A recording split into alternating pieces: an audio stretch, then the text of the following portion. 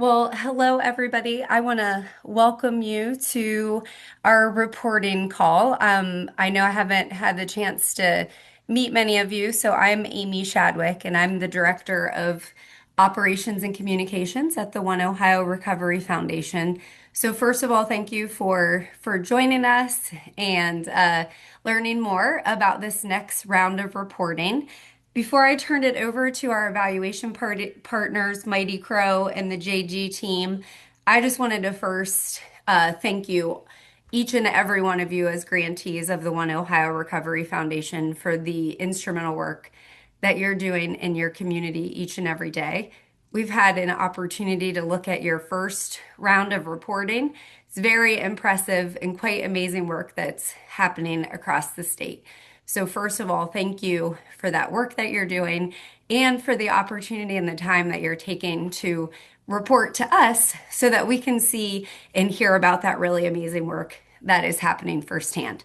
So, today we're excited to talk to you about that second round of reporting so that we can learn from each of you and get more of that insights so that we can know firsthand about how hopefully our funds are helping to change and save lives in the community. So, first, again, I wanted to thank each and every one of you for that.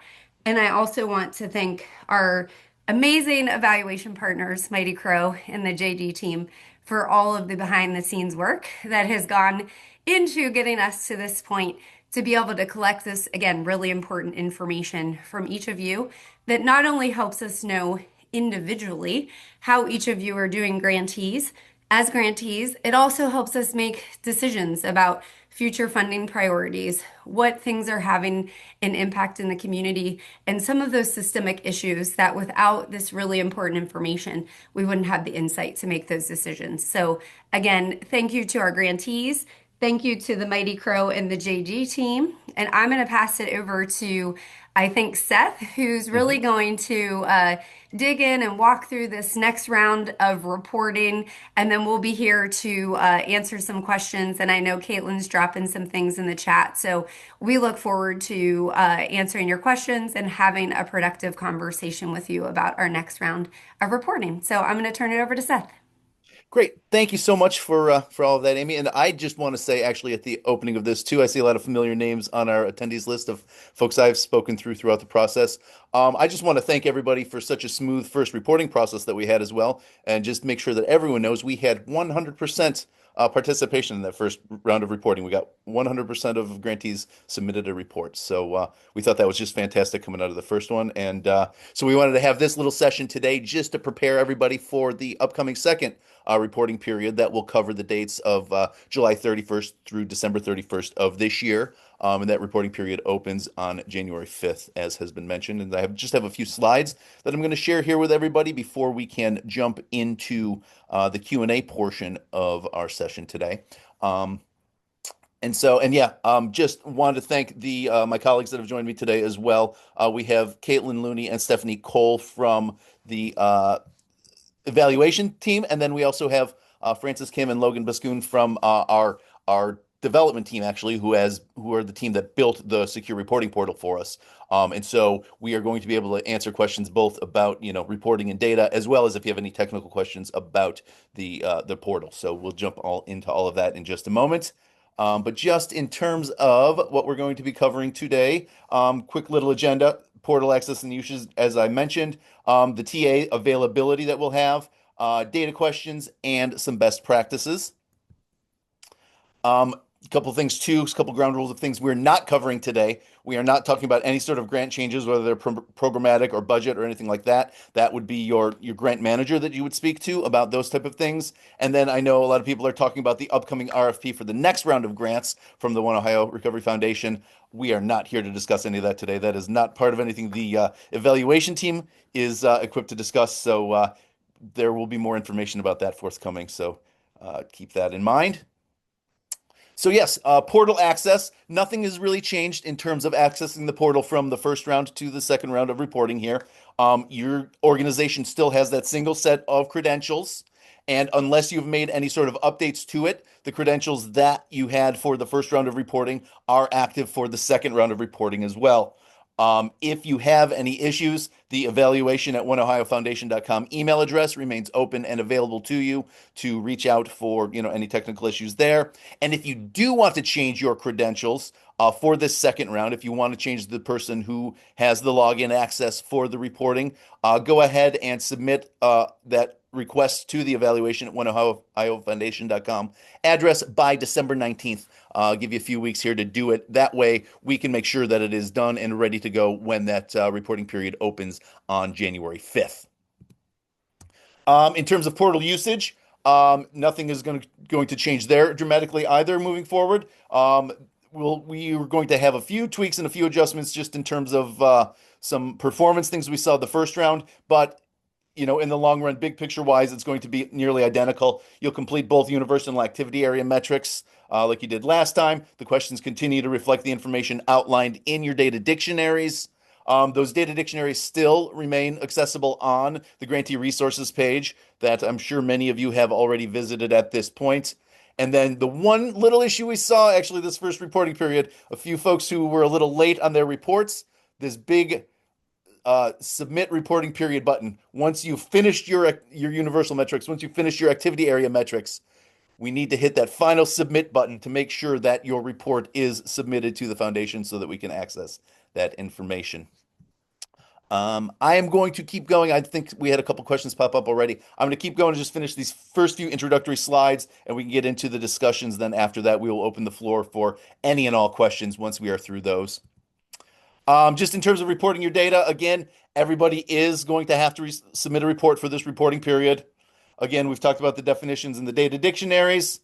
We'll be reviewing the reports that you submit for this period beginning in the second half of February, and we'll continue through March. Just like we did for the first round, if there is something unclear or incomplete in your initial report, we may circle back and ask you to come back in and revise the report that you submitted. And then the other thing that has started to come up a little bit is some of you are on 12-month grants, and those 12-month grants are probably ending either end of the year or somewhere in the near future. There will be some closeout reporting for those. It does not impact this reporting period in terms of the data we're collecting for this specific reporting period, and we'll have some additional information coming soon about that closeout reporting for everybody. Just a few best practices. Let's make sure we log in by 12/19 just to uncover any issues. Make sure that you can log in and all of that. Like I said, nothing should be changed from the first reporting period if you haven't requested any changes, so it should be fine, but just double check it. Again, ask questions. You can email evaluation@oneohiofoundation.com with any questions that come up. You can sign up for TA as well. The TA scheduler is linked from the employee resources or uh, on the resources page that we've discussed, the TA schedule is there as well on the grantee resources page. Just like last time, we have 15 and 30-minute windows available for grantees to sign up for TA during the reporting period. And then, yeah, lots of links on the grantee resources page, the scheduler, PDF versions of your data dictionaries. There are recordings from our TA walkthroughs from the first reporting period. If you need that walkthrough through the data dictionary again, those remain there. And then there is a direct link right to the secure reporting portal on that grantee resources page as well. And again, the reporting period, the portal will be open on January 5th to accept data, and reporting will be due by Wednesday, by 11:59 p.m. on Wednesday, February 5th of 2026. With that, that is all that I have in terms of prepared slides for everybody. So let's go ahead and open up the floor to any questions. Like I said, I think Caitlin said that you can use the QA. You can also raise your hand if you'd like to jump on or chat. But yeah, we will make all those options available to everybody. So whether it's about data, whether it's about accessing the portal, whether it's about something about the portal, certainly jump in and ask any questions you might have.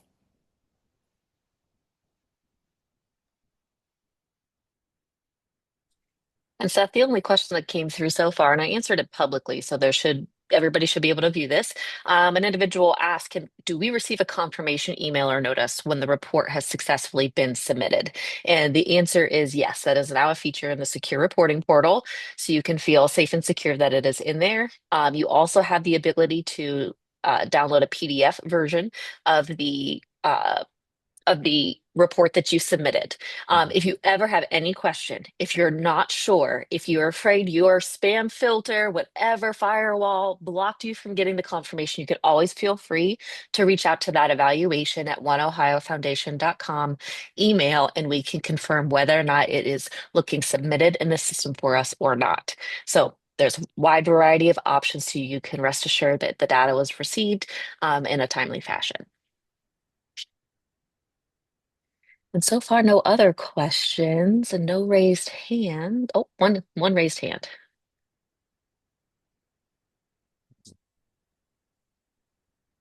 All right, Benjamin has a question. Hi, yes. So when reporting, can you guys hear me? Yes. Yes. Okay. When reporting, do you want a cumulative number? So like from like the last quarters, do you want quarters, like, do you want those added to the next numbers, or do you want, um, We're we're going to be doing reporting based on your reporting period. So we only want data for activity that occurred between July 1st and December 31st of 2025 for this reporting period. awesome, thank you. Yes.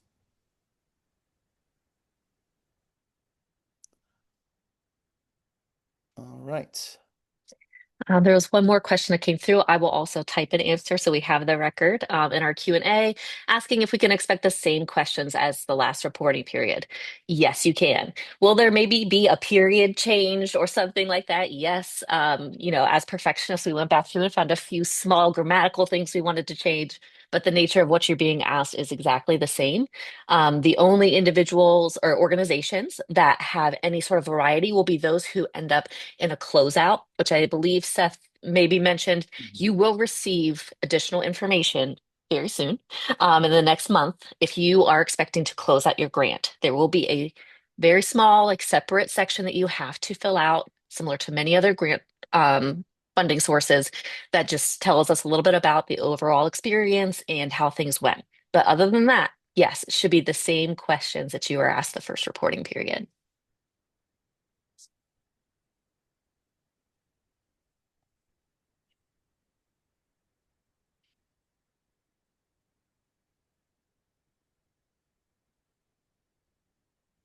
All right.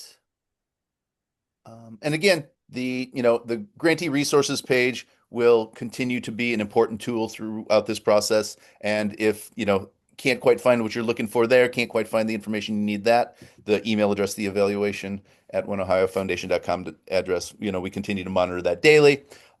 We try to get back within the same day on those.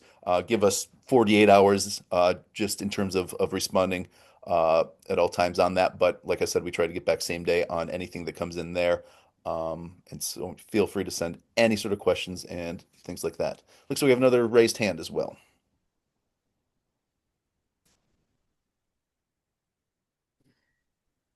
Uh, Hello. I was wondering, I actually tried to log in this morning just to make sure everything was still working. And you said that the portal does not open until January 5th. mhm. I was able to get in there. So if I were to type stuff in there, I'm assuming it's not going to save at this point. I'm going to defer to our development team on that one.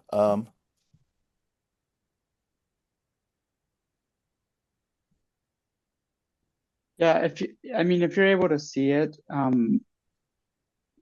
I would just say I would not enter data because we may do a refresh. We're just testing a couple things before we go live.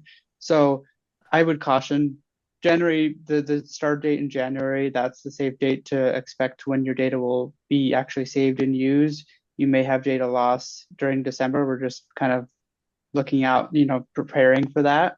You're free to look at it if it's available. If there's nothing wrong with that, we welcome that. But just caution that you may have to re-enter data. So let's abide by the opening period, just because we're also in the reporting period currently as well. Right. Okay. Thank you very much.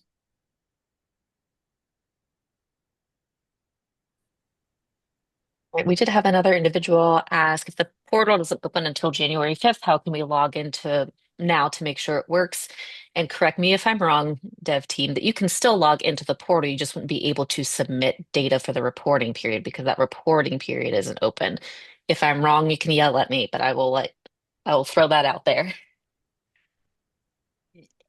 And I mean, I would say like right now, yes, if your login works now, it will work on January 5th. I think like Logan just said as well, it's the sort of thing where if you put data in there now, it might save it, but chances are we're going to do a a reset of everything before that period opens on January 5th. Not to mention we're still, in the active window where you should be collecting data for these last, for the last month of the year here, that will need to be reported on as well. So.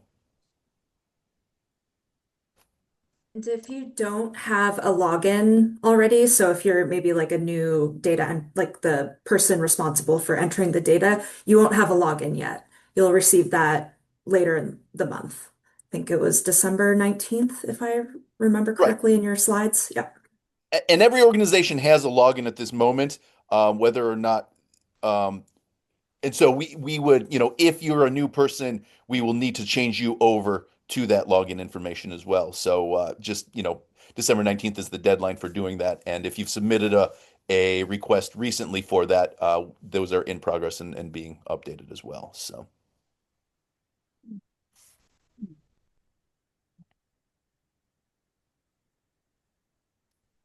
Uh,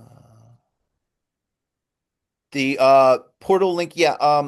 Caitlin, can we get a link to the Grantee resources page put into the chat for everybody, and then that will have everything that you need, including a link to the portal as well.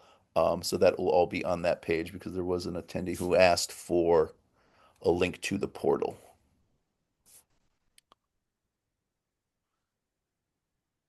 Oh, we do have the Grantee resources page already linked in the chat, actually. So there's that. Anybody else? And I do believe there was another question too about closeouts that came up about whether it's going to be added onto the 6 months. It's going to be a separate piece. We will have a little more direction on that when that is finalized and ready to go. But your 6 month report is going to look similar to for this 6 month period. It's going to look similar to the report that you filed for the first 6 month period, and then the closeout will be in addition to that. So it will your reporting for this 6 month period of July through December is going to look, similar functionally to the first one, and then the closeout report will be in addition to that. And then yes, in terms of the webinar, yes, this will also be. We heard the recording message as soon as we activated this morning or this afternoon, and so we are recording this, and it will be downloaded and added to the Grantee resources page as well.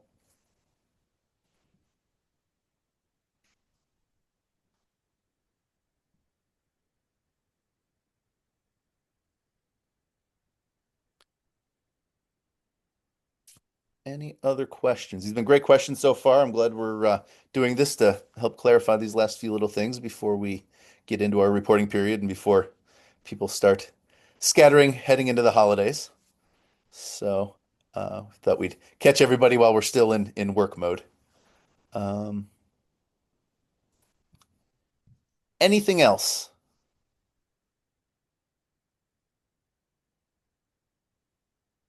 All right. We're Oh, clear in the Q&A, and I don't see any more raised hands. So I think we've gotten everything that's come in so far. great. Then again, I will just remind everybody, Grantee Resources page is your first stop.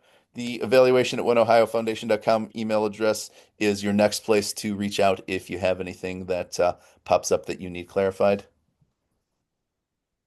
Okay, the portal says the deadline is January 31st. We are in the process of updating that. Because of the holidays and because of everything else, the open date will not be January 1st. It's going to be January 5th. And so because of that, we are extending the reporting period out to February 5th as well. So everyone has a full month to submit their data. So we will get the date updated on the portal for what the deadline is. But yes, it will be February 5th will be the reporting deadline.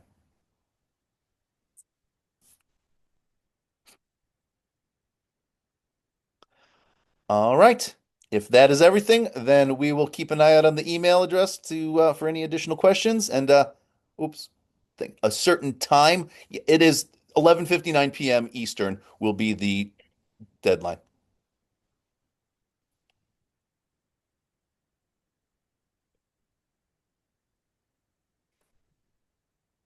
No problem at all. That's why we're here is to answer these questions. So no need to apologize. All right. All right, we'll give one more last call for any additional questions. All right, well, then we look forward to seeing your data, and we will be standing by to assist in any way we can once this reporting period opens. So thank you for joining us today. Thanks for your thoughtful questions, and we look forward to speaking with you early 2026 when the reporting window opens.